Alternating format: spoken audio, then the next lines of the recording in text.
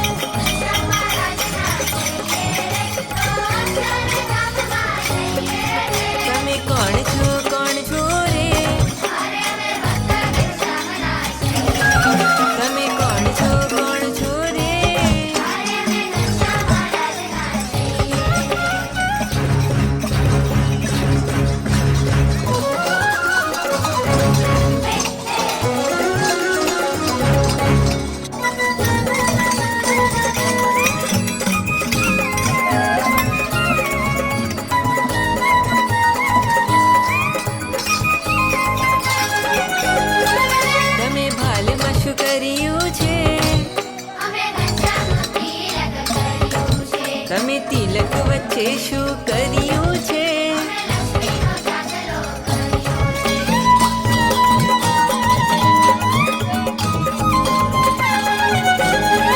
તમે કંઠમાં આ શું પહેર્યું છે?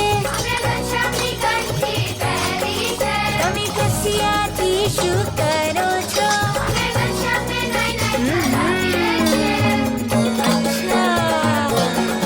તમે કોણ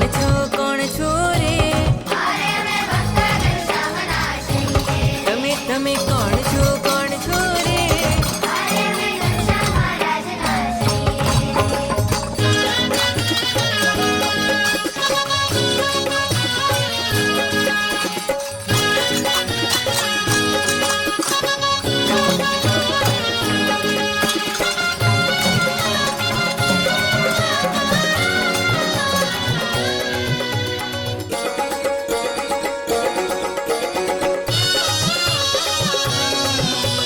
કપડાથી શું કરો છો?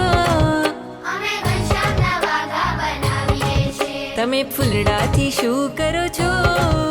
અમે ઘનશ્યામના હાર બનાવીએ છીએ.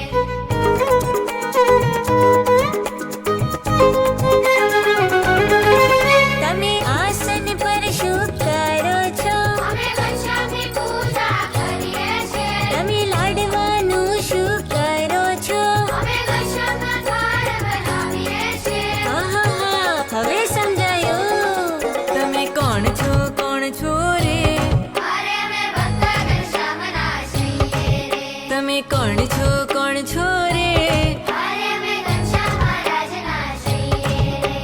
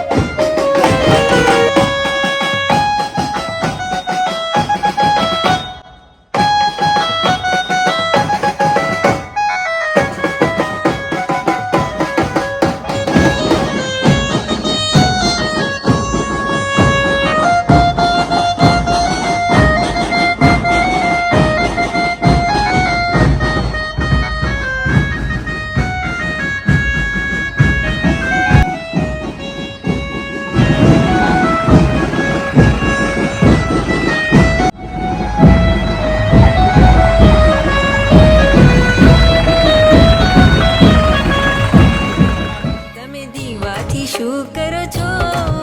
અમે ઘનશ્યામની આરતી કરીએ છીએ. તમે મંદિરમાં શું કરો છો? અમે સંત સભાગમન કરીએ છીએ.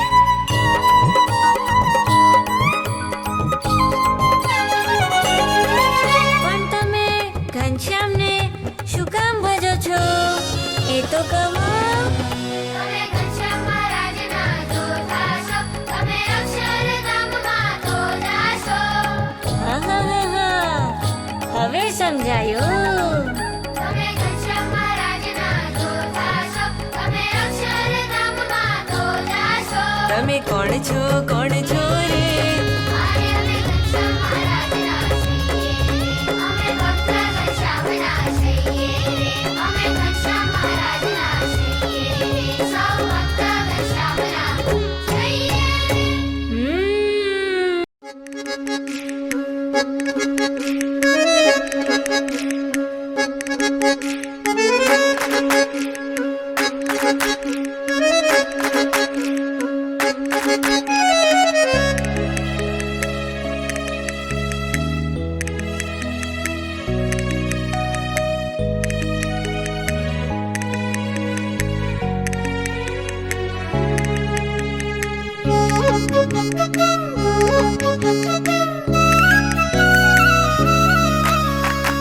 સહજાનંદ સહાયતે સહજાનંદ સહાયતે સહજાનંદ સહાયતે સહજાનંદ સહાયતે. એક પરિવાર ધામોના ધામી, પરિવાર મુક્તોને સ્વામી. એક પરિવાર પ્રભુને ભક્ત, પરિવાર ભક્તને સંત. આ પરિવાર પવિત્ર અનંત, જ્યાં મળ્યા પ્રભુ ભક્તોને સંત. આ પરિવાર પવિત્ર અનંત, જ્યાં મળ્યા પ્રભુ ભક્તોને સંત. સહજાનંદ સહાયતે સહજાનંદ સહાયતે સહજાનંદ સહાયતે સહજાનંદ સહાયતે.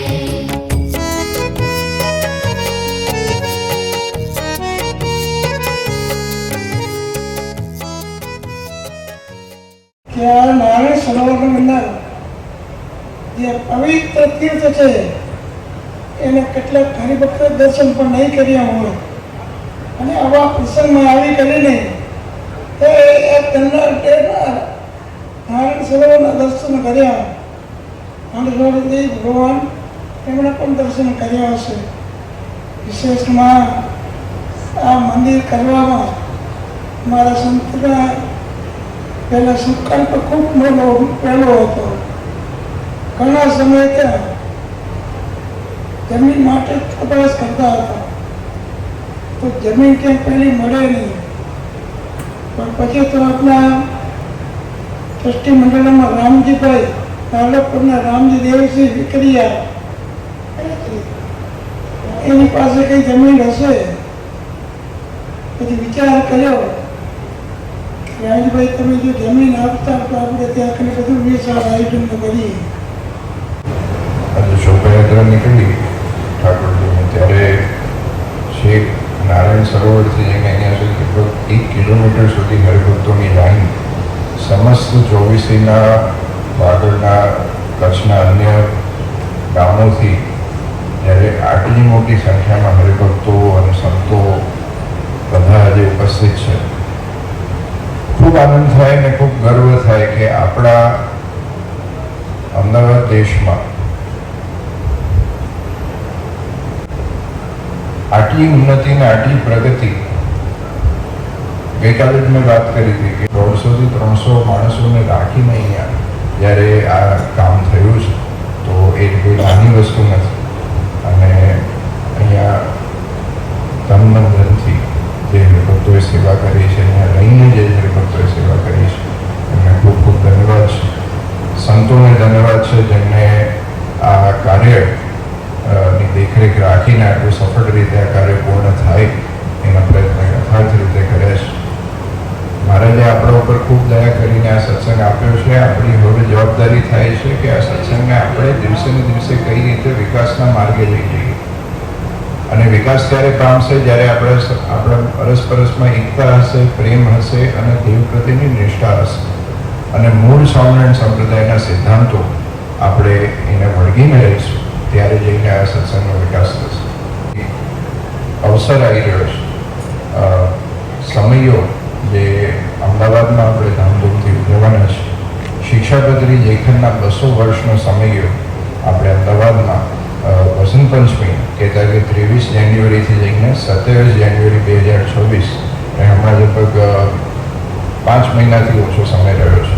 તો એમાં જરૂરથી આ બધા હરિભક્તો જે આજે ઉપસ્થિત છે, કચ્છના અનેક ગામડાઓથી દરેક સંતો, સાંઘિક બહેનો બધા ઉપસ્થિત છે, બધાને અમારું આમંત્રણ છે કે જરૂરથી એ સમયમાં બધા લાભ લેવા આવજો અને પોતાનું જાણીને આપણે બધાએ એ સમયમાં આવવાનું છે, સેવા કરવાની છે. અને સમયના પહેલાં આપણે કચ્છમાં શિક્ષાપત્રીના 200 વર્ષનો ઉત્સવ થવાનો છે. હમણાં સ્વામીએ જાહેરાત કરી એવી ને એવી રીતે મૂડીમાં પણ આપણે એની ઉજવણી સમયના પહેલાં કરવાના છે. અહીંયા 24 તારીખે જ્યારે પૂર્ણાહુતિ થાય અને ત્યારે જરૂરથી અહીંયા કચ્છના સમસ્ત હરિભક્તો, સંતો, સાંખેડી બહેનો બધાને અમારું આમંત્રણ છે કે જરૂરથી એ સમયમાં લાભ લેવા આવો.